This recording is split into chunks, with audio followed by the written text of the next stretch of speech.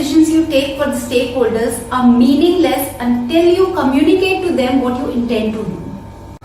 Hi, this is Ritika. We are doing reading 27 of Corporate Issuers, Introduction to Corporate Governance and Other ESG Considerations. We are now at LOSE, which requires us to describe mechanisms to manage stakeholder relationships and mitigate associated risk. So we will be discussing all those mechanisms here which helps us in mitigating the risks associated with stakeholders management. These mechanisms are A. General meetings, B. Board of Directors, C. The audit function, D. Reporting and transparency, E. Policies on related party transactions, F. Remuneration policies, G. Say on pay, H. Contractual agreements with the creditors, I. Employees' laws and contracts, and J. Others. Let us begin with the general meetings. The companies are required to hold an AGM, that is annual general meeting, within a specified period of time, depending upon the legal requirements applicable to the company. So what is the purpose behind an AGM? The main purpose of the general meetings, especially an AGM, is to vote for the appointment of directors and auditors and to pass the special resolutions. And second, the AGM aims to provide the performance overview of the company and answers questions of the shareholders.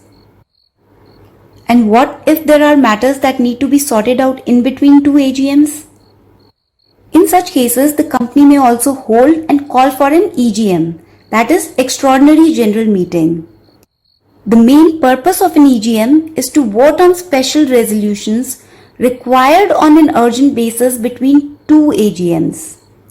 For example, an EGM may be called upon to discuss potential merger and acquisition or sale of an asset if the matter comes up between the two AGMs. The resolutions in certain EGMs may require supermajority votes of over 2/3 or 75%. And how are decisions made in such meetings? There is a voting process. The votes may also be cast in person or as a proxy vote if allowed.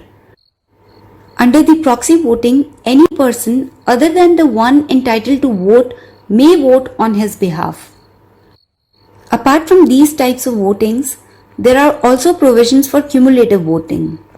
Here, if one shareholder is holding 100 shares, one vote by such shareholder would be weighted equally to 100 votes.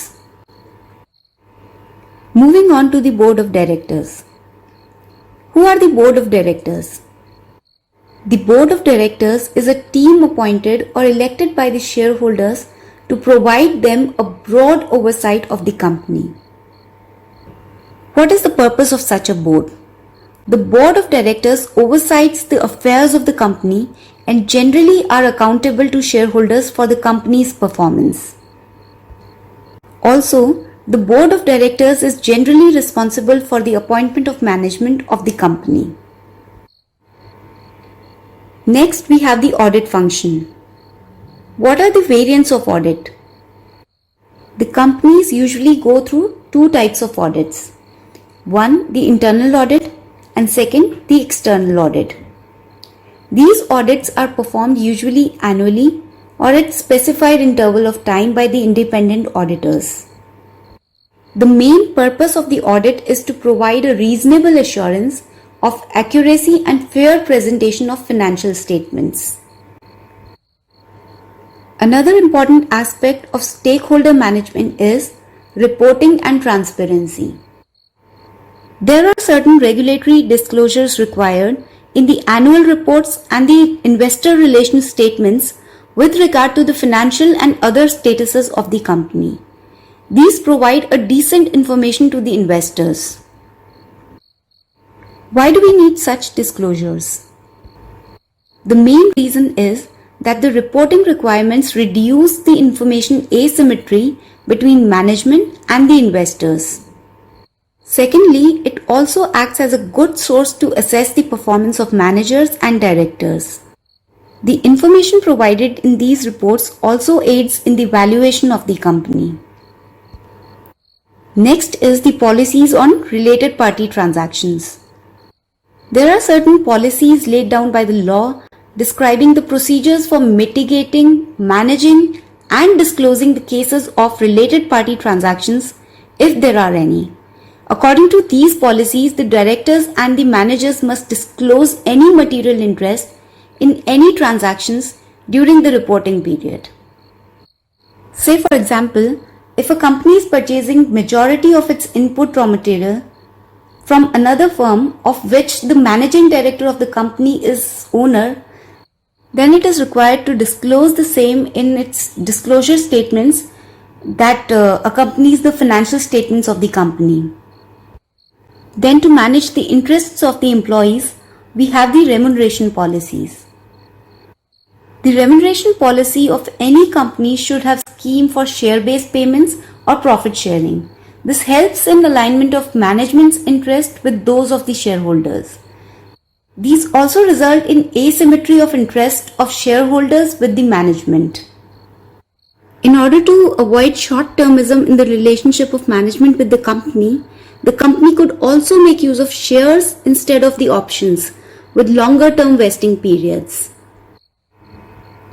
Next, to give more powers to the shareholders, there is say on pay. There are mandatory requirements for the shareholders to decide the pay of executive management. Here the management's pay is decided and approved through the vote of management. The management's vote may be A. Non-mandatory and non-binding as in the case of Canada, B. Mandatory but non-binding as in the case of US and the France, or mandatory and binding as in the case of UK and Netherlands. Now for keeping intact the interests of the creditors, there are contractual agreements with creditors. And there may be different types of agreements with the creditors that restrict the differences between the parties. They are A. Indentures.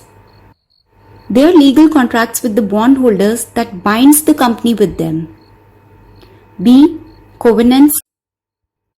There are specific terms and conditions between company and the credit providers that restrict certain activities of the company that may be detrimental to the interests of such creditors. These are called the covenants. Then C, we have the collaterals. They are specific assets backing the debt to protect the creditors against the risk of insolvency. Next, what are employees' laws and contracts? There are many labor laws, unions, employment contracts, employee stock option plans or ESOPs, code of ethics, standards of conduct, etc. that manages the stakeholders' relationship between employees and the company. Then we have other stakeholder management mechanisms as well. There are other contractual agreements with the customers and suppliers and laws and regulations for protection of customers and their environment. The publicly traded companies are generally required to annually publish corporate governance reports describing their governance structure and explain if there are any deviations. So these were all the stakeholders' interest mechanisms implemented by the corporates. If there are any other mechanisms that interests you, tell us about them in the comments below, and if you have any problems, contact us. You can check out the notes about this topic and other topics at our website procfa.com. There you'll also find a lot of questions for your practice. Practice as many as you can.